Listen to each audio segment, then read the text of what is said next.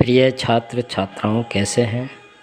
मैं डॉक्टर धर्मेंद्र कुमार राम, सहायक प्राचार्य इतिहास, लक्ष्मी नारायण रामेश्वर संस्कृत महाविद्यालय, जयदेव पट्टी, दरभंगा। मैं आज ऑनलाइन टीचिंग के माध्यम से उपशास्त्री द्वितीय वर्ष के छात्र छात्राओं के लिए मध्यकालीन भारतीय इतिहास के अंतर्गत भारत में आने वाले प्रमुख विदेशी यात्रियों में आज हम लोग चर्चा करेंगे अल-बर्नी, जो मोहम्मद गजनवी के शासनकाल में भारत आया था। मोहम्मद गजनवी जब भारत पर आक्रमण किया उस समय अल-बर्नी भारत आया। वह अल-बर्नी ख्वारिज़्म का रहने वाला था, जो आधुनिक उज़्बेकिस्तान कहलाता है।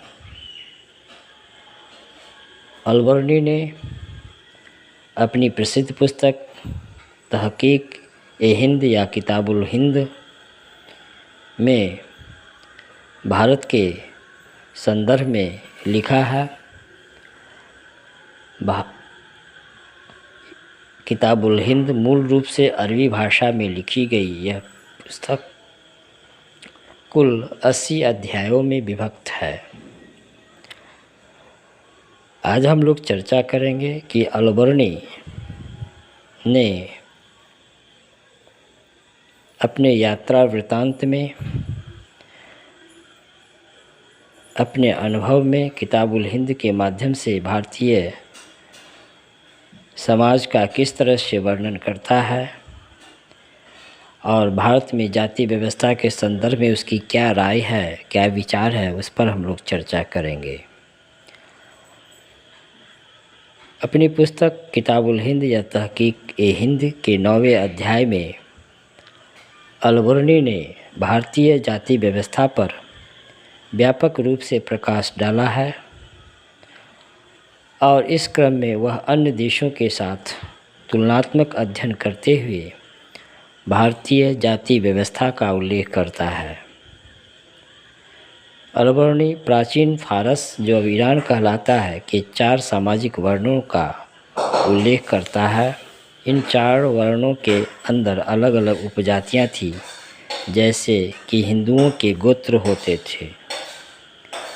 साथ ही वह बतलाता है कि इस्लाम में भी सभी लोगों को समान माना जाता है और उनमें भिन्नता केवल धर्म के पालन पर थी। भारतीय जाति व्यवस्था पर प्रकाश डालते हुए अल-बर्नी बताता है कि हिंदू पुस्तकों के अनुसार ब्रह्मा के सिर से ब्राह्मण की उत्पत्ति हुई, भुजा से क्षत्रिय, जंघा से वैश्य और पैरों से शूद्र वर्ण की उत्पत्ति हुई।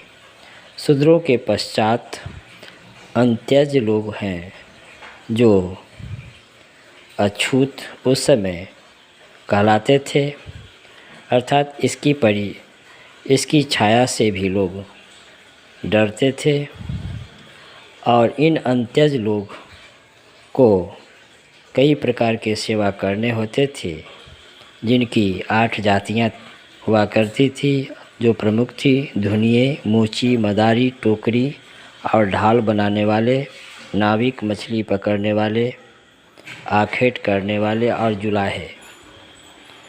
साथ ही अल-बर्नी इन जातियों के अलावा चांडालों की गणना किसी वर्ण एवं जाति में नहीं करता है। उनका व्यवसाय गांव की साफ सफाई करना, मैले को ढोना। उनका जन्म शूद्र पिता और ब्राह्मण माता के व्यभिचार से हुआ। इस प्रकार से ऐसा मानते हैं कि चांडालों का जन्म शूद्र पिता और ब्राह्मण माता के व्यभिचार से हुआ होगा, ऐसा अल-बर्नी का मानना है। इस कारण ये समाज के ये चांडाल वर्ग के लोग काफ़ी पतित, निष्कासित और अपवित्र माने जाते थे उस समय। अल-बर्नी अपवित्रता की मान्यता को अस्वीकार करता है और वह कहता है कि हर अपवित्र वस्तु अपनी पवित्रता की मूल स्थिति को फिर से प्राप्त करने का प्रयास करती है और सफल होती है।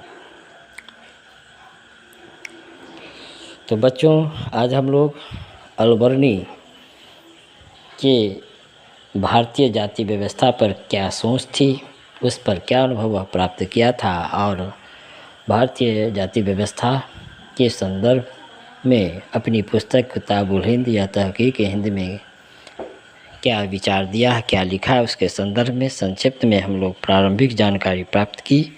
धन्यवाद।